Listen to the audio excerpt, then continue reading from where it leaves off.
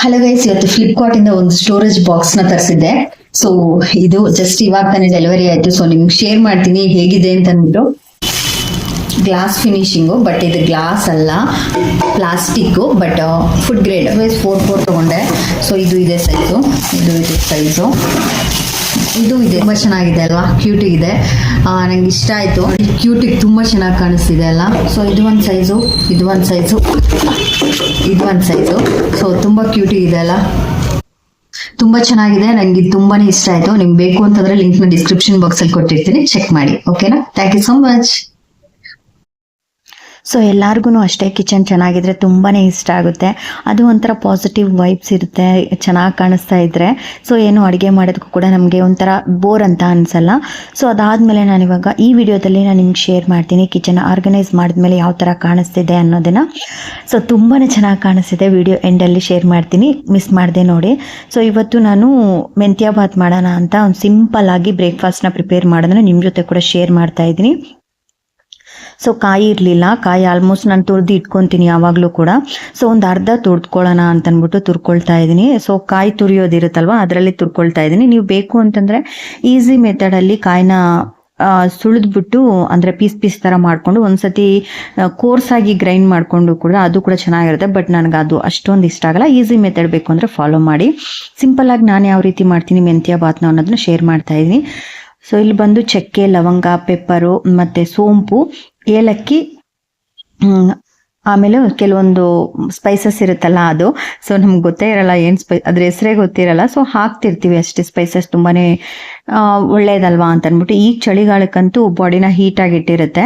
So ಎಲ್ಲ ಹಾಕ್ಕೊಂಡು ಸ್ವಲ್ಪ ಈರುಳ್ಳಿ, ನಾನಿವತ್ತು ಚಳಿ ಅಲ್ವಾ, ಖಾರ ಸ್ವಲ್ಪ ಚೆನ್ನಾಗಿರುತ್ತೆ. ಇಲ್ಲ ಸಪ್ಪೆ ತಿನ್ನೋಕ್ಕಾಗಲ್ಲ ಅಂತ ಒಂದು 5 ಹಸಿಮೆಣಸಿನ್ಕಾಯಿ ಹಾಕಿದ್ದೀನಿ. ಸ್ವಲ್ಪ ಬೆಳ್ಳುಳ್ಳಿ, ಸ್ವಲ್ಪ ಶುಂಠಿ, ಇಷ್ಟನ್ನ ಹಾಕ್ಬಿಟ್ಟು ಸ್ವಲ್ಪ ಕೊತ್ತಂಬರಿ ಸೊಪ್ಪು ಕೂಡ ಸೇರಿಸ್ಕೊಳ್ಬೇಕು.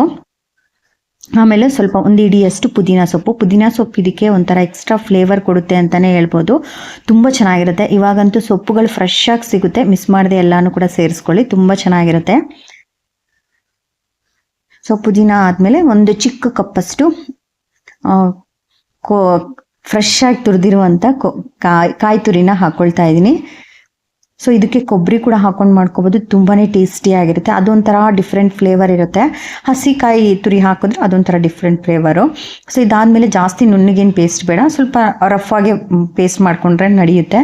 ಇದಾದಮೇಲೆ ಕುಕ್ಕರ್ಗೆ ಆಯಿಲ್ ಹಾಕ್ಕೊಂಡು ನಾನೇನು ಸ್ಪೈಸಸ್ ಇಟ್ಕೊಂಡಿದ್ದಲ್ಲ, ಸ್ಟಾರು, ಏನೋ ಏಲಕ್ಕಿ, ಏನೇನೋ ಒಂಥರ ಸ್ಪೈಸಸ್ಸು ನಿಮ್ಗೆ ಏನು ಬೇಕೋ ಅದನ್ನೆಲ್ಲನೂ ಕೂಡ ಸೇರಿಸ್ಕೊಂಡು ಒಂದು ಈರುಳ್ಳಿನ ಉದ್ದುದ್ದು ಕಟ್ ಮಾಡಿ ಸೇರಿಸ್ಕೊಂಡಿದ್ದೀನಿ. ಇನ್ನೊಂದು ಸ್ವಲ್ಪ ಟ್ರಾನ್ಸ್ಪರೆಂಟ್ ಆಗಬೇಕು, ಜಾಸ್ತಿ ಬ್ರೌನ್ ಆಗಬೇಕು ಅಂತ ಏನಿಲ್ಲ, ಟ್ರಾನ್ಸ್ಪರೆಂಟ್ ಆದರೆ ಸಾಕಾಗುತ್ತೆ.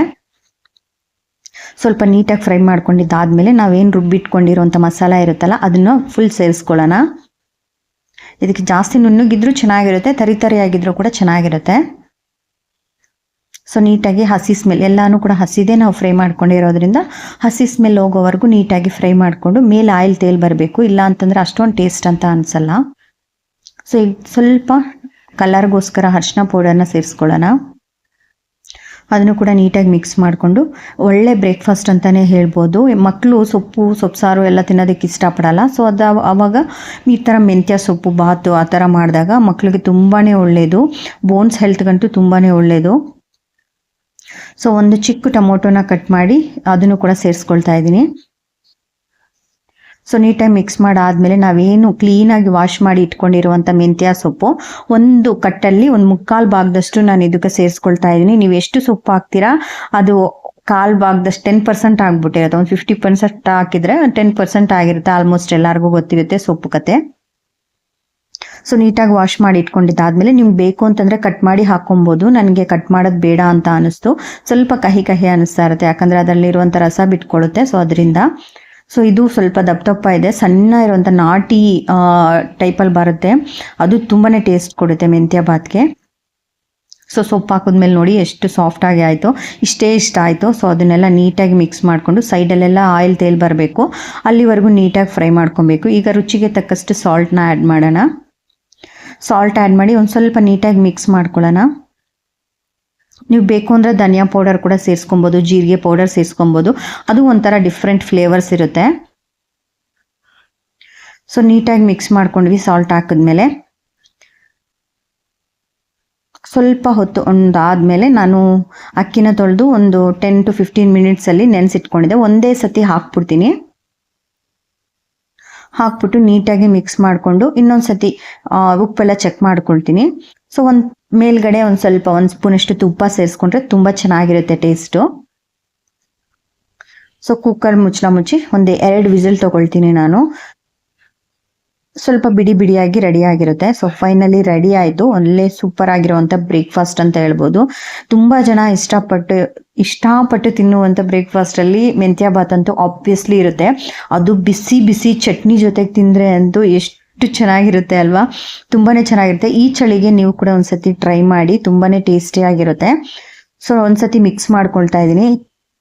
ಇವಾಗ ಬಿಸಿ ಬಿಸಿ ರೈಸ್ ಬಾತ್ ಎಲ್ಲ ನೋಡಿದಾಗ, ದೋಸೆ ಇಡ್ಲಿ ಎಲ್ಲ ನೋಡಿದಾಗ ಬಿಸಿ ಬಿಸಿ ತಿನ್ನೋದಕ್ಕೆ ತುಂಬಾ ಇಷ್ಟ ಆಗುತ್ತೆ. ಸೊ ನಾನು 1 ವೀಕಲ್ಲಿ 1 ಟೈಮ್ ಅಂತೂ ಮೆಂತ್ಯ ಬಾತ್ ಅಂತೂ ಮಾಡ್ತಾ ಇರ್ತೀನಿ. ಹಾಗೆ ನಾವು ಮೆಂತ್ಯ ಬಾತ್ ಕೊಟ್ಟರೆ ಮಕ್ಕಳು ತಿನ್ನೋದೇ ಇಲ್ಲ ಅಲ್ವಾ. ಸೊ ಅದಕ್ಕೆ ಈ ಥರ ಮೆಂತ್ಯ ಬಾತಲ್ಲಿ ಹಾಕಿ ಕೊಟ್ಟರೆ ವಚ್ಚು ಕೂಡ ಈಸಿಯಾಗಿ ತಿಂತಾಳೆ, ಬೇಡ ಅಂತ ಅನ್ಸೋದೇ ಇಲ್ಲ. ಅಷ್ಟು ಟೇಸ್ಟಿಯಾಗಿರುತ್ತೆ ಮೆಂತ್ಯ ಬಾತು. ಸೊ ಇವಾಗ ತಿನ್ನೋದಕ್ಕೂ ಕೂಡ ಹಾಕೊಳ್ತಾ ಇದ್ದೀನಿ. ಸ್ವಲ್ಪ ಬಿಸಿ ತಣ್ಣಗಾದರೆ ತಿನ್ನೋದಕ್ಕೆ ಈಸಿ ಆಗುತ್ತೆ ಅಂತ, ಒಂಚೂರು ತಣ್ಣಗಾದರೆ ಅಂತ. ಈಗಿರೋ ಚಳಿಗೆ ತುಂಬ ಬಿಸಿ ಬಿಸಿ ತಿಂದ್ರೂ ಕೂಡ ನಮಗಿನ್ನ ಸ್ಯಾಟಿಸ್ಫ್ಯಾಕ್ಷನ್ ಅನಿಸುತ್ತೆ. ಸೊ ಒಂದ್ಸತಿ ಮಿಸ್ ಮಾಡದೆ ಟ್ರೈ ಮಾಡಿ. ಸಿಂಪಲ್ ರೆಸಿಪಿ, ಬಟ್ ಕೆಲವೊಂದು ಸತಿ ಸಿಂಪಲ್ ರೆಸಿಪೀಸ್ನೇ ನಾವು ಮರ್ತಿರ್ತೀವಿ. ಸೊ ನೋಡೋಣ ಅಂತಂದ್ಬಿಟ್ಟು ಬಿಟ್ಬಿಟ್ಟಿರ್ತೀವಿ. ಸೊ ಫೈನಲಿ ನೋಡ್ಬೋದು ನಮ್ಮ ಮೆಂತ್ಯ ಬಾತ್ ಯಾವ ರೀತಿ ಕಾಣಿಸ್ತಾ ಇದೆ. ನೋಡಿದ್ರೆ ಸಾಕು ತಿನ್ನಬೇಕು ಅಂತ ಅನಿಸ್ತಾ ಇರುತ್ತೆ. ಡೆಫಿನೆಟಾಗಿ ಮಿಸ್ ಮಾಡದೆ ಒಂದ್ಸತಿ ಟ್ರೈ ಮಾಡಿ. ಸಿಂಪಲ್ ಆಗಿರುತ್ತೆ. ಬ್ರೇಕ್ಫಾಸ್ಟ್ಗೆ ಯಾವುದೇ ತಲೆನೋವು ಕೂಡ ಇರಲ್ಲ. Every day lunch box prepare ಮಾಡೋ ತಾಯಂದಿರಿಗಂತೂ ತುಂಬಾ ಟೆನ್ಷನ್ ಇರುತ್ತೆ. ಸೊ ಓಕೆ, ಅದಾದಮೇಲೆ ನಾನು ಕಿಚನ್ ಆರ್ಗನೈಸ್ ಮಾಡೋದನ್ನ ನಾನೇನು ವಿಡಿಯೋ ಶೂಟ್ ಮಾಡಿಲ್ಲ, ಯಾಕಂದರೆ ಬೋರ್ ಆಗುತ್ತೆ. ಸೊ ಅದನ್ನೆಲ್ಲ ಒರೆಸೋದು, ಅದನ್ನೆಲ್ಲ ತೋರಿಸೋದು ಅಂತ. ಫೈನಲಿ ನನ್ನ ಕಿಚನ್ನ ನಾನು ತೊಗೊಂಡಿರೋವಂಥ ಬಾಕ್ಸಲ್ಲಿ ಆರ್ಗನೈಸ್ ಮಾಡಿದ್ದೀನಿ. ನನಗಂತೂ ತುಂಬಾ ಇಷ್ಟ ಆಯಿತು. ಹೆಣ್ಮಕ್ಳಿಗೆ ಎಲ್ಲ, ನನಗೂ ಕೂಡ ಅಷ್ಟೇ. ಕಿಚನ್ ಎಷ್ಟು ನೀಟಾಗಿ ಆರ್ಗನೈಸ್ಡ್ ಆಗಿದ್ದರೆ ಕುಕ್ಕಿಂಗ್ ಮಾಡೋದಕ್ಕೆ ನನಗೆ ಅಷ್ಟು ಈಸಿ ಆಗಿರುತ್ತೆ. ಸೊ ನನಗೆ 1 kg ಬಾಕ್ಸ್ ಬೇಕಿತ್ತು, ಅದರಿಂದ ನಾನು ಇದನ್ನು ತಗೊಂಡೆ. ಸೊ ಫೈನಲಿ ನನ್ನ ಕಿಚನ್ದಂತೂ ಮೇಕ್ ಓವರ್ ಮುಗೀತು ಅಂತಲೇ ಹೇಳ್ಬೋದು. ತುಂಬ ಅಂದರೆ ತುಂಬ ಚೆನ್ನಾಗಿ ಕಾಣಿಸ್ತಾ ಇದೆ. ನಂಗೆ ತುಂಬಾ ಇಷ್ಟ ಆಯಿತು. ಸೊ ನಿಮಗೆ ಹೇಗೆ ಅನಿಸ್ತು ಕಮೆಂಟ್ಸಲ್ಲಿ ಶೇರ್ ಮಾಡಿ. Thank you so much for watching.